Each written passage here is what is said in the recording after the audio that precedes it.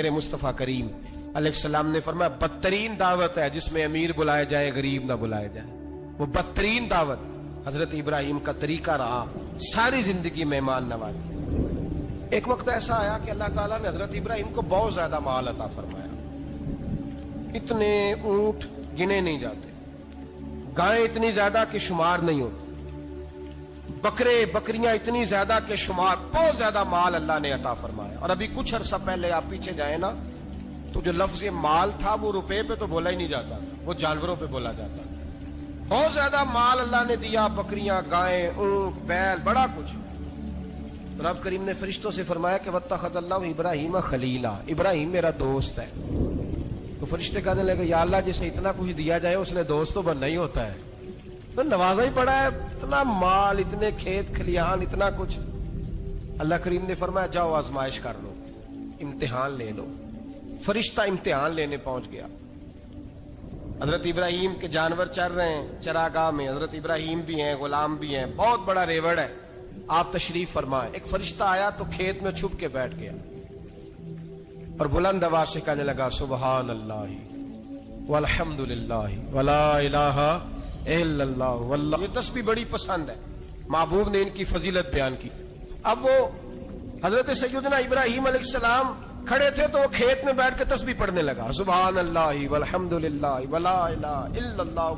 हजरत इब्राहिम कहने लगे ये मेरे रब का नाम कौन ले रहा है, बड़ी इसकी मीठी आवाज है, बड़ी कौन है। ढूंढने लगे, घूमते घूमते उसके पास चले गए, फरिश्ता इंसानी शक्ल में, तू मेरे रब का जिक्र कर रहा था? उसने कहा मैं ही कर रहा था। फरमाने लगे यार एक दफा फिर नहीं करता? तो कहने लगा इब्राहिम पहले तो मैं अपनी मर्जी से कर रहा था, तू कहता है तो पैसे लगेंगे, पैसे हैं तो कर देता हूं। हजरत इब्राहिम कहने लगे बोल तू क्या लेगा, मेरे अल्लाह का जिक्र सुनाने का क्या लेगा? कहने लगा जितनी बकरियां आप चरा रहे हैं सारी दे दे तो मैं अल्लाह का जिक्र सुना देता हूं। आपने फरमाया बस जा तेरी सारी हुई, मेरे रब का जिक्र सुना। और फिर शुरू हो गया सुबहान अल्लाह अल्हम्दुलिल्लाह वला इलाहा इल्लल्लाह वल्लाहु अकबर। हजरत इब्राहिम अलैहिस्सलाम कैफ में यार फिर जरा सुना, ना इल्मा विच फसा सानू, तू यार दी गल सुना सानू, जरा दोबारा सुना। मैं फिर सुनाया, एक दफा फिर कहा। फरिश्ता कहने लगा बस जी आपके पैसे पूरे हो गए। हजरत इब्राहिम कहने लगे चल एक दफा और सुना। कहने लगा पैसे लगेंगे, तो क्या लेगा? कहने लगा गाय भैंसे सारी मेरी। फरमाया बस यार इतनी कीमत, तू सुना सही, सारा कुछ ही तेरा। फिर शुरू हो गया सुभान अल्लाह वल्हम्दुलिल्लाह वला इलाहा इल्लल्लाह वल्लाहु अकबर। गायें दे दी, भैंसे दे दी, वो जिक्र सुनाता है। हजरत इब्राहिम कभी मचलते हैं, कभी रोते हैं, कभी आहें भरते हैं, तू मेरे रब का नाम ले रहा है, जरा फिर से ले। कैफ जारी है। कहने लगा बस भाई। हजरत इब्राहिम फरमाने लगे तू और ले ले जो लेना है, मुझे जिक्र सुना। उसने कहा इब्राहिम बकरियां मैं ले चुका, गाय भैंसे मैं ले चुका, ऊंट रह गए, सारे ले लूंगा फिर जिक्र सुनाऊंगा। फरमाया जा तेरा हुआ तू जिक्र सुनाता रहे, मैं देता हूं। दे दिया, कुछ देर जिक्र किया तो अब खामोश हो गया। हजरत इब्राहिम खलीलुल्लाह अलैहिस्सलाम फरमाने लगे जिक्र सुना। कहने लगा इब्राहिम अब तेरे पास देने को क्या है, हर चीज तो मैं ले चुका। आप फरमाने लगे ये गाय भैंसे बकरियां चराने के लिए तुझे कोई नौकर मुलाजिम भी तो चाहिए ना, तो इस तरह कर मुझे रख ले, मैं रोटी नहीं मांगूंगा, खाना नहीं मांगूंगा, तो अल्लाह का जिक्र सुनाता रहना, मैं तेरे जानवरों की नौकरी करता रहूंगा। हजरत इब्राहिम अलैहिस्सलाम ने जब ये कहा ना, फरिश्ते की आंखों में आंसू आ गए। तरदामनी पे शेख हमारी ना जाइए, हम दामन नचोड़ दें तो फरिश्ते वुजू करें। फरिश्ता रो पड़ा और कहने लगा इब्राहिम मुझे सीने से लगाओ, आप वाकई इस काबिल है कि अल्लाह आपको अपना दोस्त बनाए, वाकई इस काबिल है कि रब आपको अपना। हजरत इब्राहिम अलैहिस्सलाम का खुदा से मोहब्बत करने का निराला अंदाज। और मेरे भाई यही मोहब्बत उन्हें मेरे मुस्तफा से भी थी। एक नबी घर बना रहा है, दूसरा बनवा रहा है। हजरत इस्माइल अलैहिस्सलाम पत्थर उठा उठा के ला रहे हैं, जनाब इब्राहिम बना रहे हैं। जब खाना काबा बन गया तो कहने लगे रब्बना वब्अस फीहिम रसूला, ऐ अल्लाह अब इसे बसाने के लिए अपना आखिरी रसूल भी अता फरमा।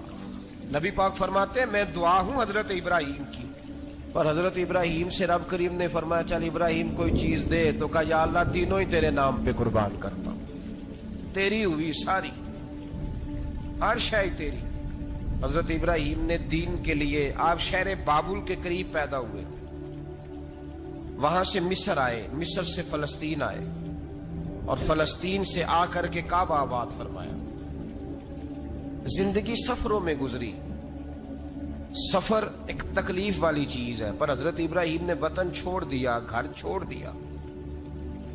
جان بڑی عزیز ہوتی ہے، تو حضرت ابراہیم نے جب دین کے لیے نکلے تو جد و جہد کی، گھر کے اندر بھی گھر کے باہر بھی۔ آپ کے والد کا نام طارق ہے، وہ توحید پرست تھے، ایماندار تھے، پرہیزگار تھے۔ آپ کے چچا کا نام آزر ہے، وہ بت پرست تھے، بت بیچا کرتے تھے۔ حضرت سیدنا ابراہیم علیہ السلام جب میدان عمل میں نکلے تو حضرت ابراہیم علیہ السلام نے اپنے گھر سے جہاد شروع کیا۔ لڑنا پڑا، گھر کے اصولوں سے، چچا نے جو رواج بنائے ہوئے تھے اس رواج سے ٹکرائے۔ فرمایا میں اپنے گھر کے اندر یہ بت پرستی نہیں ہونے دیں گا۔ چچا کو ایک دفعہ نہیں، بار بار 100 دفعہ سمجھایا۔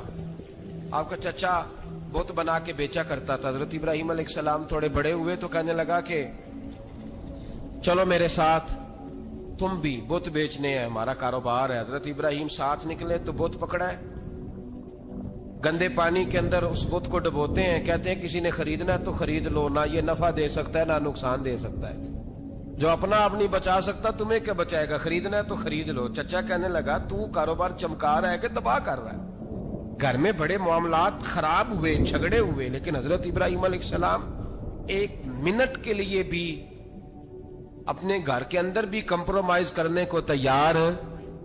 یہ تھوڑا مشکل میں نے پہلو چھیڑ دیا ہے، یہ تھوڑا مشکل پہلو چھیڑ دیا ہے۔ بڑا سمجھدار آدمی ہے پر بیوی سے پردہ نہیں کرا سکتا، سیانا ہے، پنچایت کا بندہ ہے، جو اس سے آپ کہیں گے وہ بات یہ سنائے گا، لیکن کہتا نہیں جی میں نے کوشش کر لی ہے۔ اس قسم کی کوشش ہے صاحب، کیسے ہو گیا؟ حضرت ابراہیم علیہ السلام نے گھر کے اندر سے فرمایا نہیں کرنے دوں گا، گھر کے اندر بھی ٹکرائے۔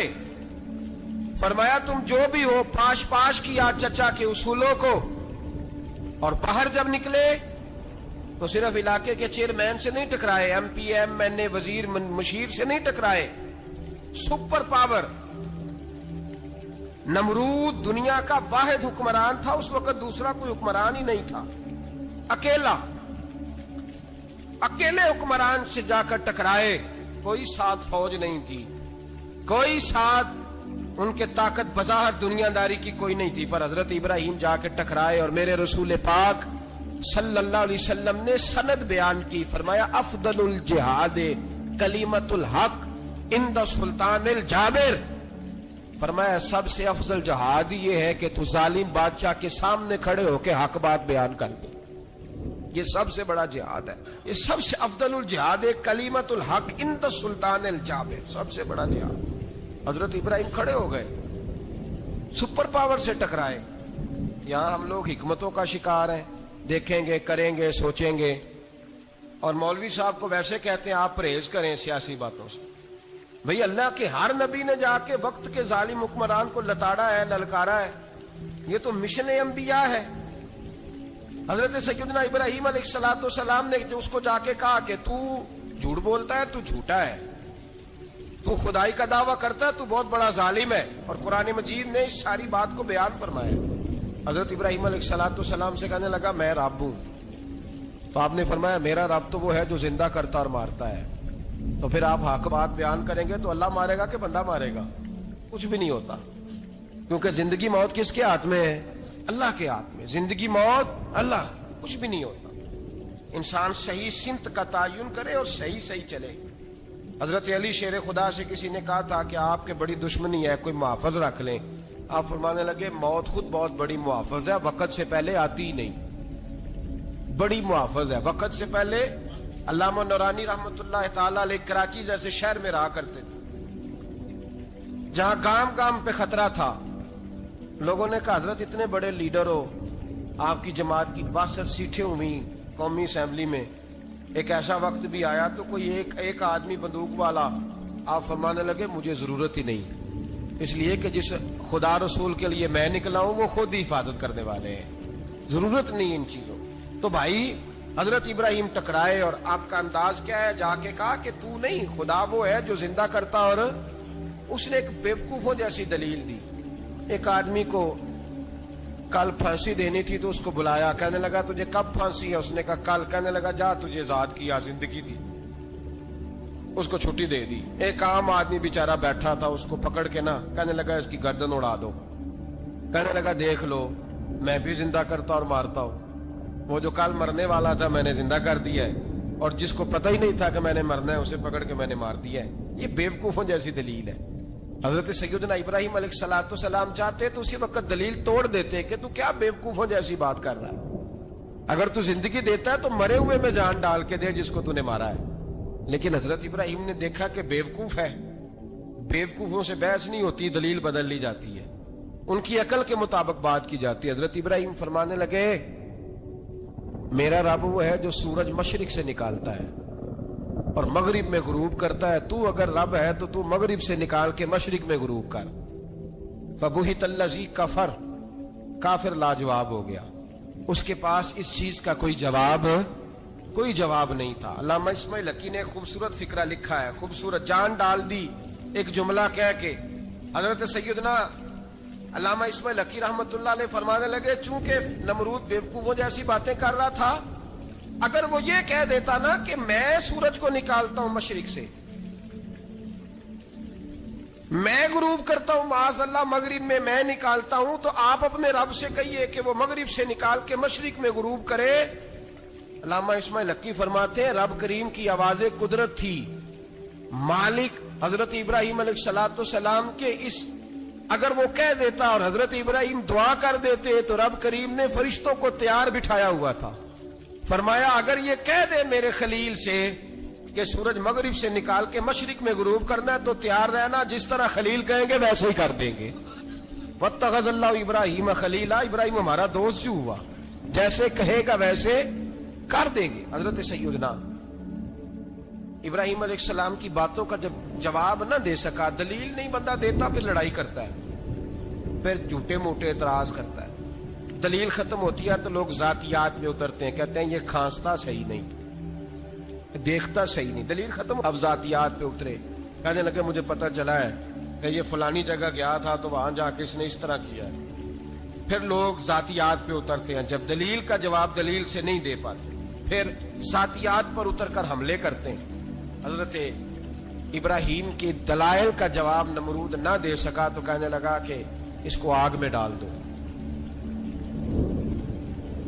कौम गई हुई थी सारी, आपने बात सुनी हुई है, मैंने सिर्फ इशारा देना है, मेले पे तो हजरत सैयदना इब्राहिम अलैहिस्सलाम ने सारे बुत तोड़ दिए, कुल्हाड़ा बड़े बुत की गर्दन पे रखा, वापस आए, कहने लगे बुत किसने तोड़े हैं? तो फरमाया इससे पूछ लो जिसकी गर्दन पे कुल्हाड़ा है। कहने लगे ये तो बोल ही नहीं सकता, तो फरमाने लगे बड़े बेवकूफ हो, जो बोलता ही नहीं, सुनता ही नहीं, अपना आप नहीं बचा सकता, उसकी पूजा करते हो? कहने लगे पकड़ो दलीलें खत्म हो गई, इसको आग में डालो। बहुत बड़ी हवेली 45 फुट मुरब्बा पे मुश्तमिल एक हवेली बनाई गई और 45 फुट ऊंची। मुख्तलिफ रिवायात, अल्लामा इस्माइल हकी कहते हैं कि 3 महीने तक नमरूद ने कहा कि इसके अंदर लकड़ियां डालो। लोग पूछने लगे कितनी दुनिया जलानी है? कहने लगा बंदा तो एक जलाना है, पर बंदा बड़ा तगड़ा है, एक बंदा। 3 महीने लकड़ियां डाली गई और लोगों की जो तुहम्मात होती है ना वो बड़ी अजीब होती है। तुहम्मात मैंने बड़ी तफसील से रमजान मुबारक में गुफ्तगू की थी, बदशगुनी तुहम्मात लोग लेते हैं, उस वक्त भी लोग तुहम्मात का शिकार हो गए। अकीदा बिगड़ जाता है तो वो अजीबो गरीब बातें करने लगता है, तुहम्मात का शिकार हो गए। बीबियां नजर मानती, मैं बीमार हूं, अगर सही हो गई तो इतने मन लकड़ी दूंगी हजरत इब्राहिम की आग जलाने के लिए। एक औरत लेके जा रही है लकड़ियां, एक नेक दिल आदमी ने उससे पूछा कहां जा रही हो? कहने लगी मैंने मन्नत मानी थी तो हजरत इब्राहिम अलैहिस्सलाम को माज़अल्लाह जलाने के लिए लकड़ियां लेके जा रही हूं। तो वो रब करीम के बंदे कहने लगे तू ढूंढती रहेगी, तुझे वो जगह मिलेगी नहीं। वो बीबी कई महीने घूमती रही, जगह ही नहीं मिली जहां लकड़ियां डालनी, मारी गई। तो हम्मात का शिकार हुए बहुत सारे लोग, तो हम्मात का। भाई तो हम्मात दीन के अंदर मना है। तो हम्मात दीन में कोई नजर मानना, कोई किसी बुजुर्ग के मजार पे जाके साले सवाब के लिए कुछ चीज मानना, ये तो दुरुस्त हुआ। لیکن غیر شرعی نظریں مان لینا کہ میں آگ کے گرد چکر لگاؤں گا، میں جناب وہاں جا کے یہ والا تماشا کروں گا، میں دھاگا باندھوں گا، میں رسا کاٹوں گا، میں وہاں گندے ہوں سے پانی پیوں گا، ان کی شریعت اجازت؟ یہ توہمات ہیں، بدشگونی ہے، دین میں ان کی کوئی گنجائش؟ آپ نظر ماننے سے پہلے بھی کسی عالم سے رابطہ کریں کہ میں منت مانگنے لگا ہوں تو کیسے ماننی چاہیے کا طریقہ پوچھیں، ایسے ہی غلط چیز کی منت تھوڑی مان لی جائے گی۔ بہرحال آمدام برسرے مطلب حضرت ابراہیم کے لیے آگ جلائی گئی، 45 فٹ اونچی آگ ہے، پرندہ بھی اوپر سے گزرتا ہے تو نیچے گر جاتا ہے جل کے، اتنے دن لگا کے آگ جلائی گئی۔ اب حضرت ابراہیم کو جلایا جانے لگا ہے۔ یہاں تو موجیں ہے نا، جو کسی ادارے کا سربراہ ہے اس کے لیے موج ہے، کسی جگہ آفیسر بن گیا تو موج ہے، پیر صاحب کے لیے موج ہے، علامہ صاحب کے لیے موج ہے، خطیب صاحب کے لیے موج ہے۔ جلنا کس کو پڑتا ہے؟ وہ علی کوئی نہیں رہا اللہ ماشاءاللہ، وہ لوگ گزر گئے جو تکلیفیں سہ کے کام کرتے تھے، گزر گیا زمانہ۔ حضرت سیدنا ابراہیم علیہ السلام کو جلایا جانے لگا ہے تو اب اتنی بڑی آگ ہے تو ڈالیں کیسے؟ شیطان نے تجویز دی کہ منجنیق بناؤ، منجنیق، بڑے بڑے بانس باندھ کے ان کے نیچے رسا باندھو۔ وہ جس طرح جھولنے کے لیے جھولا بنایا جاتا ہے، اس طرح ایک منجنیق پرانے زمانے میں اس میں پتھر رکھ کے پھینکے جاتے تھے دشمنوں پہ، وہ منجنیق بنائی گئی کہ دور سے حضرت ابراہیم کو پھینکیں گے۔ ہاتھ حضرت ابراہیم کے باندھ دیے، پاؤں مبارک باندھ دیے، پوری زمین پہ ایک نام لینے والا خدا کا، اور اس کو آج رسیوں میں جکڑا ہوا ہے۔ جب پھینکا جانے لگا نا آگ میں تو حوریں رونے لگی، فرشتے تڑپنے لگے، اے اللہ یہ کیا ہونے لگا ہے؟ ایک تیرا خلیل اور وہ بھی آگ میں۔ فرمایا جاؤ جا کے اس سے کہو اگر تمہاری مدد لیتا ہے تو اسے بچاؤ۔ ہوا کا فرشتہ آیا، کہا ابراہیم اگر تو کہے، او بھائی ان چیزوں کو کہانی سمجھ کے نہ سنا کریں، یہ داستان نہیں، یہ وہ طریقے ہیں جو ہمارے رسول نے ہمیں اپنانے کا حکم ارشاد فرمایا ہے، جو عقیدے، یہ وہ نظریات ہیں جو ہمیں اوڑھنے کو کہا گیا۔ اپنے رب کریم کی رضا پہ راضی رہنے کے یہ وہ خوبصورت مواقع ہیں صوفیاء نے جن کو بنا کر سمجھا کر ہم تک پہنچایا ہے۔ یہ ہے اہل طریقت کی باتیں، وہ کہتے ہیں یار جس حال میں رکھے راضی رہنا ہے۔ حضرت ابراہیم علیہ السلام کو پھینکا جا رہا ہے، فرشتہ آیا، اے اللہ کے خلیل اگر حکم دو تو اتنی ہوا چلاؤں کہ نمرودی جل جائیں سارے، آگ ان پہ پھینک دی جائے۔ آپ نے فرمایا تو جا، تجھ سے مجھے کوئی کام نہیں۔ تھوڑی دیر کے بعد پانی کا فرشتہ آیا، کہا حضور اتنی بارش برساؤں گا کہ آگ بجھ جائے گی۔ فرمایا تو جا، تجھ سے کوئی کام نہیں۔ اب جب منجنیق میں رکھ دیے گئے، آگ میں جانے کا لمحہ ہے، تیاری ہے، حضرت جبریل امین حاضر خدمت ہوئے، کہا ابراہیم کوئی حاجت؟ فرمایا تجھ سے کوئی نہیں۔ کہا چلو مجھ سے نہیں تو رب کریم سے ہی بات کر لو، مجھے پتا ہے میں چھوٹا ہوں، آپ مجھ سے مدد کیوں لوگے، رب کریم سے ہی بات کر لیں۔ تو حضرت ابراہیم کہنے لگے جبریل یہ بتا، رب کو نہیں پتا اس کا خلیل کس حال میں ہے، اسے نہیں پتا میں کس حال میں ہوں، میرے ہاتھ بندھے ہیں، پیر بندھے ہیں آگ میں، اسے نہیں پتا۔ بتایا تو اسے جاتا ہے جسے خبر نہ ہو، تو اگر اسے پتا ہے، اگر وہ جلانے پہ راضی ہے تو میں بھی جلنے کو تیار ہوں، میں تیار ہوں، میں تیار ہوں، اسے کہو ٹھیک ہے۔ حضرت سیدنا ابراہیم علیہ السلام کو منجنیق میں ڈال کے جو پھینکا آگ میں، یا نار کونی بردم و سلاما علی ابراہیم، اللہ نے فرمایا اے آگ میرے ابراہیم پہ ٹھنڈی بھی ہو جا اور سلامتی والی بھی ہو جا۔ حضرت ابراہیم کو دو فرشتوں نے بٹھا دیا زمین پہ، پھول کھلے ہیں، کونپلیں مہک رہی ہیں، کلیاں خوشبو دے رہی ہیں۔ حضرت ابراہیم نے سر سجدے میں رکھ دیا، سبحان اللہ والحمد للہ ولا الہ الا اللہ واللہ اکبر۔ حضرت ابراہیم اللہ کی تسبیح پڑھنے لگے، رب کریم کا شکر بجا لانے لگے۔ نکلے وہاں سے، کچھ دن گزر گئے، نکلے، حکم ہو گیا ابراہیم علاقہ چھوڑ دو۔ حضرت ابراہیم علیہ السلام وہاں سے نکل کے مصر آئے، چچا کے پاس ٹھہرے، انہوں نے اپنی بیٹی جناب سارہ کا نکاح کر دیا۔ کچھ آگے بڑھے تو ایک ظالم بادشاہ سے ٹکرائے، اس نے ایک شہزادی، ایک بادشاہ کی بیٹی قید کی ہوئی تھی، جناب ہاجرہ نام تھا، ان کو قید سے چھڑا کے ساتھ لائے۔ حضرت لوط علیہ السلام بھی ساتھ، یہ 4 لوگوں کا قافلہ چلا، فلسطین میں جا کے پڑاؤ ڈالا، گھر بار چھوڑا، تبلیغ شروع ہوئی۔ حضرت ابراہیم کے گھر میں 2 خواتین ہیں، ایک آپ کی بیوی ہیں، ایک حضرت ہاجرہ ہے، اولاد کوئی نہیں۔ बड़ा मेवा है मीठा। घर वही आबाद होता है जिसमें बच्चे रोते हैं, घर होता ही वो है जिसमें बच्चों की चंचनाहट होती है, भिन बनाहट होती है। हजरत इब्राहिम ने एक बच्चा रोते हुए देखा तो आंखों में आंसू आए, कहने लगे रब्बी हबली मिनस सालिहीन, या अल्लाह मुझे भी नेक औलाद अता कर दे। हजरत सारा ने सुन लिया, कहने लगी इब्राहिम शायद मेरे बतन से तो आपको नसीब नहीं, हाजरा से निकाह कर लो। जनाब हाजरा से निकाह हुआ। अल्लाह तो बड़ा बेनियाज है, रब करीम ने हजरत इस्माइल जैसा खूबसूरत बेटा अता फरमाया। बेटा काला स्याह भी हो तो सीने की ठंडक होता है, पर यह तो वो बेटा है जिसकी पेशानी में नूरे मुहम्मदी चमकता है सल्लल्लाहु अलैहि वसल्लम। हजरत सैयदना इस्माइल इतने खूबसूरत। अब जिस बीवी के यहाँ बेटा था, बैठना उठना भी ज्यादा उसके पास, आना जाना भी उसके पास, तवज्जो उधर हो गई। जनाबे सारा रश्क करने लगी। एक दिन कहने लगी इसे छोड़ आ जंगल में, बाद ये गैर जीजर मक्के के पास। भाई एक बेटा आलमे दीन बना लो। कहने लगा रोटी कहां से खाएगा? तेरे 5 बेटे हैं, को हाफिज़े कुरान बना, कहते रोटी कहां से खाएगा? वो बच्चा भी कहता है मैं कहां से खाऊंगा। हजरत इब्राहिम अलैहिस्सलाम तो चंद महीने का बच्चा छोड़ आए, तो कहां से रोटी खाई हजरत इस्माइल ने? कहां से खाई उनकी अम्मा ने रोटी? भूखे मर जाते हैं ये सारे। मैं बड़ी जिम्मेदारी से कहा करता हूं कि जितनी खूबसूरत रोटी अल्लाह करीम दीन के खादिमों को अता करता है शायद किसी और के नसीब होती हो, लेकिन हम लोग तवज्जो ही नहीं कर रहे। हमारा शौक ही नहीं बन रहा, हम ये मेहनत ही नहीं कर रहे कि कौम को मुस्तनद उलमा की जरूरत है। इलाकों के इलाके खाली हैं, इधर हमारा मिजाज ही नहीं बन रहा, तवज्जो ही नहीं दीन की खातर। और फिर चले बच्चे तो बात की बात है ना, जो अभी खुद जवान है वो भी तो ये दुआ। एक साहब मुझे कहने लगे मैं दुआ मांग रहा हूं अल्लाह मुझे बेटा दे तो मैं उसे दीन पे लगाऊंगा। तो मैंने कहा आप भी बूढ़े नहीं हुए, आप खुद ही लग जाए। बेटा तो अभी आएगा तो लगेगा ना, तो आप तो इस वक्त है तो आप तो पहले लगे ना साहब। 2 घंटे तो निकाल के आए, दीन सीखने को काफी है। आप इतनी लंबी सोच रहे हैं कि बच्चा आएगा तो बड़ा होगा तो वो जाएगा तो देखी जाएगी। अभी तो आप हैं तो आप तो आओ। हजरत इब्राहिम ने बच्चा वहां छोड़ा। यहां से जो उम्रा करने लोग जाते हैं ना, जो हज करने जाते हैं, उनको पता है कि वहां दुनिया की हर नेमत मिलती है, फिर भी डबल ट्रिपल पैसे लोग जेबों में डाल के जाते हैं। हजरत इब्राहिम जब वहां लेके गए तो कोई इंसान नहीं था, पानी का कतरा नहीं था, 2 किलो खजूरें, एक मशकीजा।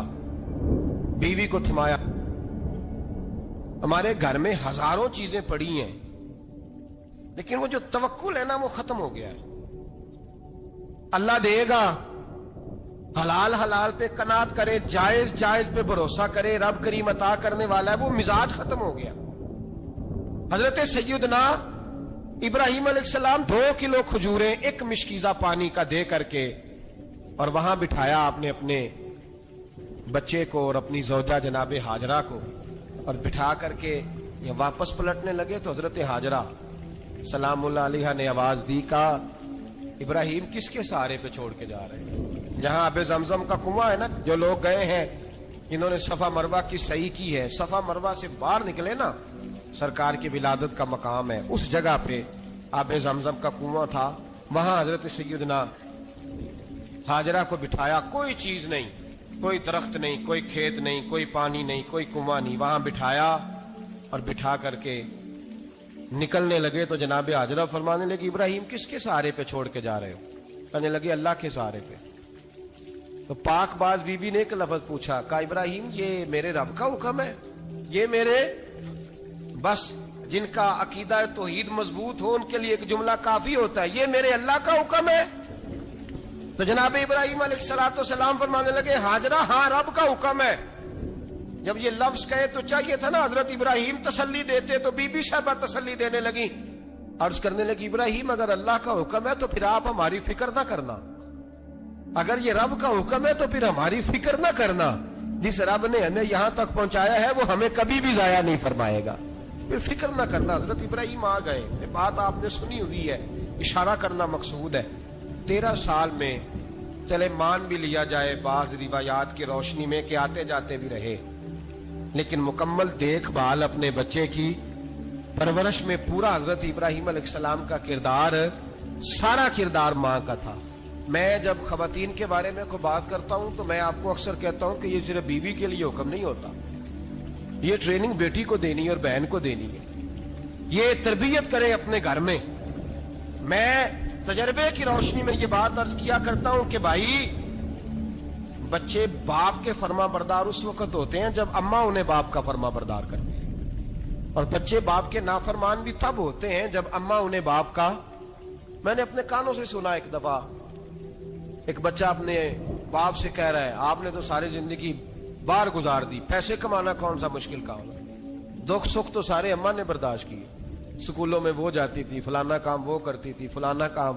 اب یہ سوچ اس کی ذاتی تو نہیں، یہ اس کو دی گئی ہے. اور اگر اس کو یہ سوچ دے دی جائے کہ اماں کہے کہ میں تو اپنوں میں رہی ساری زندگی، میں نے تو اپنوں میں وقت گزارا، اور تیرا باپ تو کئی دفعہ جنازے بھی نہیں پڑھ سکا، نے تو ماں باپ ایسے دفن کر دیے، وہ اگر یہ سوچ فراہم کرے تو پھر بچہ باپ کا فرما بردار ہوتا ہے. اور یہ والی روایتیں ہم بیوی کو سناتے ہیں، حالانکہ کس کو سنانی چاہیے؟ بولیے. بہن اور بیٹی کو. بہن اور بیٹی کو سنائیں یہ باتیں، ان کو سمجھائیں تاکہ آگے جا کے وہ جو گھر ترتیب دیں وہ گھر بڑا عمدہ اور نکھرا ہوا ہو. حضرت سیدنا ابراہیم 13 سال کے بعد آئے، چونکہ گھر میں اللہ تبارک و تعالیٰ کی دوستی کا چرچا تھا، اللہ تبارک و تعالیٰ کی محبوبیت کا غلبہ تھا.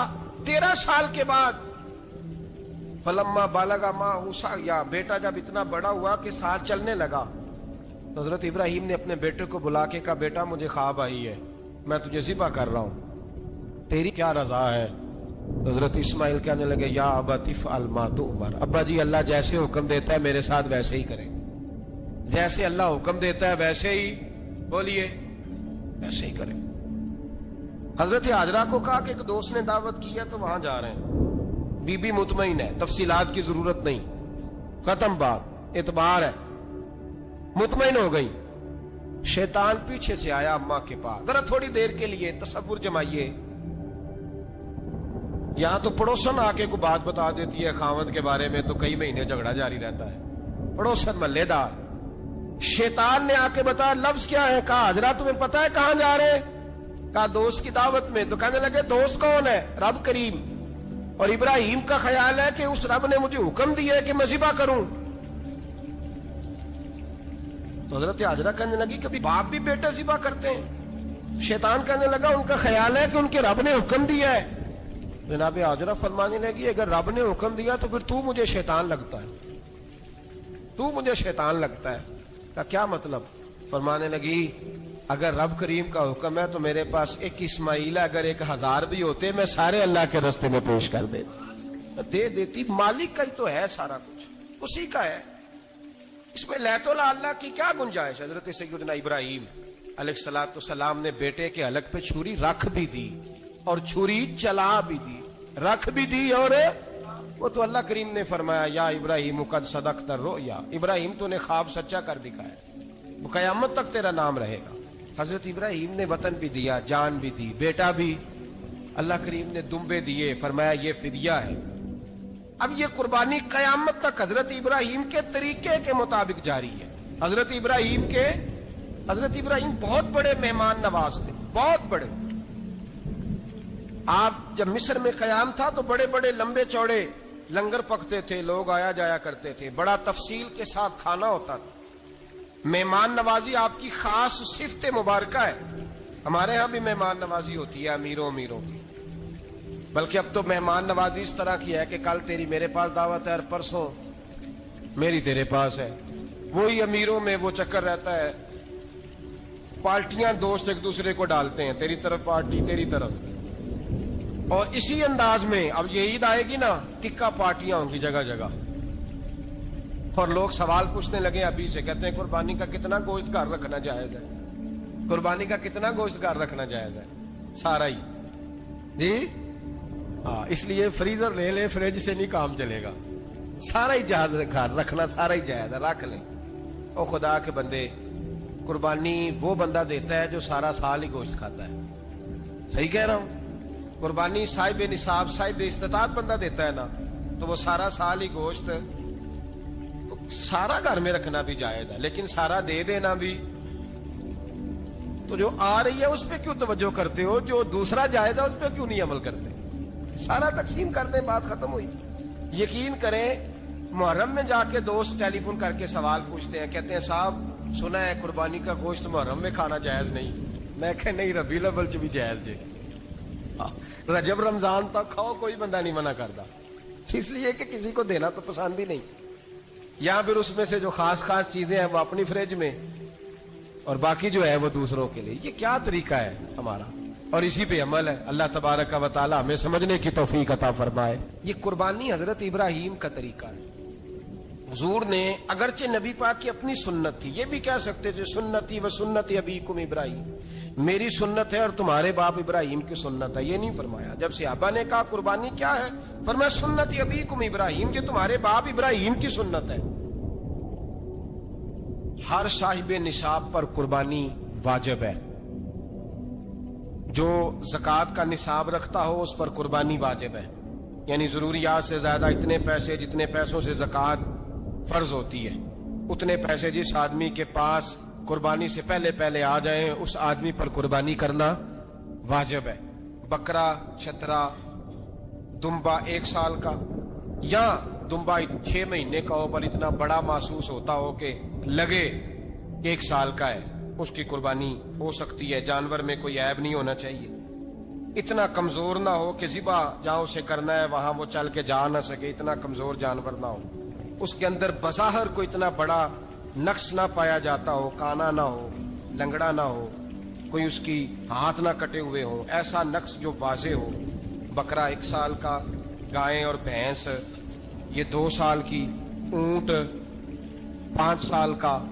اب اس میں یہ ہے کہ ہمارے بہت سارے دوست, چونکہ ہم دیہاتی لوگ ہیں, تو پوچھتے ہیں کہ دوندا نہیں ہے تو چوگا نہیں ہے. تو یہ ہماری پنجابی کی اصطلاحات ہیں, پنجابی کی. شریعت اسلامیہ نے سال بتائے ہیں, یہ تو ہم نے اپنی آسانی کے لیے, یا دیہاتوں میں جو ماحول تھا اس طرح کا جانور لیں, خوبصورت جانور لیں. جو نصاب ہے وہ بھی میں نے آپ کو بتایا. لیکن ایک اور پہلو بھی ہے, نبی پاک صلی اللہ علیہ وسلم پہ زکوٰۃ کبھی فرض نہیں ہوئی, کبھی حضور پہ زکوٰۃ فرض نہیں ہوئی. نبی پاک صلی اللہ علیہ وسلم کے پاس اتنا سرمایہ کبھی اکٹھا ہوا ہی نہیں کہ زکوٰۃ فرض ہو. لیکن نبی پاک کے صحابہ فرماتے ہیں کہ مدینے کے 10 سالوں میں اللہ کے رسول نے ہر سال قربانی فرمائی ہے, ہر سال قربانی دی. اور جس سال حضور حج کرنے گئے اس سال اللہ کے نبی نے 63 اونٹ ذبح فرمائے. اور حضور صلی اللہ علیہ وسلم جب اونٹ ذبح کرنے لگتے نا تو صحابہ کہتے ہیں اونٹ خود دوڑ کے حضور کے سامنے آ کے لیٹ جاتا, اور نبی پاک اسے ذبح کرتے اور فرماتے ہیں ایک دوسرے کو دھکے دیتے اونٹ کے, پہلے میں نے جانا ہے ذبح ہونے کے لیے, پہلے میں نے, انہیں پتا تھا کہ جو مصطفیٰ کے ہاتھوں ذبح ہوگا وہ تو دائمی زندگی پا جائے گا, یہاں بھی وہاں بھی زندہ. 63 اونٹ ذبح کیے. ایک اونٹ میں کتنی قربانیاں ہوتی ہیں؟ 7. اب 63 کو 7 سے ضرب دو گے تو کتنی بنے گی؟ اور پھر نبی پاک صلی اللہ علیہ وسلم نے 10 سال مدینہ منورہ میں قربانی دی, ہر سال. اب وہ 63 اونٹ, ایک اونٹ میں 7 قربانیاں, ہر سال یہاں قربانی. اور مولا علی شیر خدا فرماتے ہیں نبی پاک 2 قربانیاں دیتے. میں نے کہا حضور 2 جانور ذبح کر رہے ہیں آپ, تو حضور نے فرمایا ایک میری طرف سے, ایک میری امت کی طرف سے, غریبوں کی طرف سے. اور حضرت علی کو حضور نے وصیت فرمائی تو 2 دیا کرے گا. یا رسول اللہ صلی اللہ علیہ وسلم میں غلام ہوں, خادم ہوں. حضور نے فرمایا علی ایک تو نے اپنی دینی ہے, ایک میری طرف سے دینی ہے. 2 قربانیاں. مولا علی نے بھی ساری زندگی 2 قربانیاں دی. حضرت علی بھی مال کے نصاب نہیں تھے, اپنا مکان ہی نہیں تھا, کوئی کاروبار نہیں تھا, کئی دن فاقے رہتے تھے, پر قربانیاں کتنی دیتے تھے؟ 2. ہمارے پاس ویسے اگر سسرال میں, میکے میں, کزنوں میں کچھ شادی ہو جائے تو 50-60 ہزار کا خرچہ برابر ہے, وہ پکا ہے. اور قربانی کی باری غریب ہو گئے, سارے غریب ہو گئے, کہتے نہیں یہاں مشکل ہے. اور خدا کے بندے اللہ کے ساتھ تجارت کر, اس کے رستے میں 1 دے گا, رب تجھے 70 گنا اضافہ کے ساتھ عطا فرمائے گا. قربانی مال کے نصاب پہ ہے. کوشش کیا کریں کہ اللہ کے رستے میں جب دینا ہو پھر لیت اللہ سے بچیں, خوبصورت جانور لائیں. جن کو اللہ نے توفیق دی ہے ان کے لیے نصیحت ہے, جن کو اللہ نے توفیق دی. میں نے اپنے حضرت صاحب کو دیکھا ہے, وہ کہتے تھے کئی جانور اللہ نے بڑا نوازا ہے. کہتے ایک میرا ہے, ایک میرے ماں کا, ایک میرے باپ کا ہے, ایک میرے فلاں استاد صاحب کا, ایک میرے پیر صاحب کا ہے. یہ جانور غوث اعظم جیلانی کا نام کا دے رہا ہوں. اور پھر ایک بڑا خوبصورت جانور بندہ ہوتا اور حضرت خود ان کو چارہ ڈال رہے ہوتے. تو حضور یہ کیا ہے؟ فرمانے لگے یہ میں رسول اللہ کے نام پہ قربان کروں. یہ نبی پاک کے نام پر قربان کیا جائے گا. جن کو اللہ نے حیثیت دی ہے وہ کوشش کریں اپنے محبوب کی طرف سے بھی قربانی کریں. نبی پاک کے نام کی قربانی دے, خوبصورت سا جانور پیارا, پھر اس کی خدمت ہو, پھر اس کی قربانی دی جائے اور نبی پاک کے نام پر قربانی دی جائے. حضور نے خود وصیت فرمائی حضرت ابو بکر صدیق کو, قربانی بڑا حسین عمل ہے. اور میرے نبی پاک صلی اللہ علیہ وسلم نے ناراضگی بھی فرمائی, ذرا خوگر حمد سے تھوڑا سا گلا بھی سن لے. میرے حبیب نے فرمایا جو طاقت کے باوجود قربانی نہ کرے وہ ہماری عیدگاہ میں عید کی نماز پڑھنے نہ آئے, وہ نہ آئے. اور یا رسول اللہ جو کرے گا, فرمایا قربانی کے جانور کا خون کا قطرہ بعد میں زمین پہ گرے گا, اللہ اس کے سارے گناہ پہلے معاف فرما دے گا, اللہ اس کے سارے گناہوں کو بخشے گا. قربانی کریں, خوبصورت انداز میں کریں, اللہ کی رضا کے لیے. بزرگوں نے لکھا ہے 3 حصے کرو گوشت کے, ایک گھر میں رکھو, ایک رشتہ داروں میں بانٹو, پڑوسیوں میں بانٹو, اور تیسرا فقط غریبوں کو دو. لیکن میں اکثر یہ سوچتا ہوں کہ ہمارے ہاں قربانی کرتا ہی وہ ہے جن کے گھر میں ہر جمعرات کو چھوٹا گوشت پکتا ہے, اور جن کے گھر میں ہفتے میں 3 دفعہ مرغی کا گوشت پکتا ہے, وہی تو قربانی دینے کے قابل ہوتے ہیں. تو وہ بھی اگر قربانی کے بکرے میں سے بھی تیسرا رکھنا چاہیں تو اجازت تو ہے, میں نے کہا سارا رکھنے کی بھی اجازت ہے. لیکن اگر آپ مہربانی کریں, کوشش کریں کہ یار ہم تو سارا سال ہی کھاتے ہیں, اور ہمارے یہاں جو گوشت تقسیم ہوتا ہے نا وہ بھی باری لگی ہوئی ہے, ادھر سے پلیٹ آئی تھی گوشت کی تو ادھر سے بھر کے چلی گئی. بھئی اس نے کی ہے, اس کو بار بار گوشت دینے کا کیا مطلب ہے؟ آپ یہ دیکھیں عزیزوں میں, رشتہ داروں میں, اور میں اگر تھوڑا سا آپ کی توجہ کرانے میں کامیاب ہو جاؤں تو سفید پوش لوگوں کو دیکھیں. کچھ سفید پوش ہیں, سفید پوش جن کے اوپر قرضے ہیں, بیماریوں نے جکڑ لیا ہے, گھر میں بڑے بڑے سخت مریض آ گئے ہیں. سفید پوش پہلے دیا کرتے تھے, آپ ان سے پوچھتے ہیں صاحب قربانی, تو بات کو ٹالتے ہیں. وہ کہتے ہیں سوچ رہا ہوں کوئی حصہ ڈال جائے. پردہ پوشی کرتے ہیں, کہتے ہیں کہیں حصہ رکھا ہوا, پردہ پوش. اکثر وہ لوگ قربانی نہیں دے پاتے, اکثر دیا کرتے تھے اب نہیں دے پا رہے. کیوں؟ اس لیے کہ مشکلات ایسی آ گئیں. ان لوگوں کا خیال کریں, ان کے گھروں تک گوشت پہنچا کے آئیں.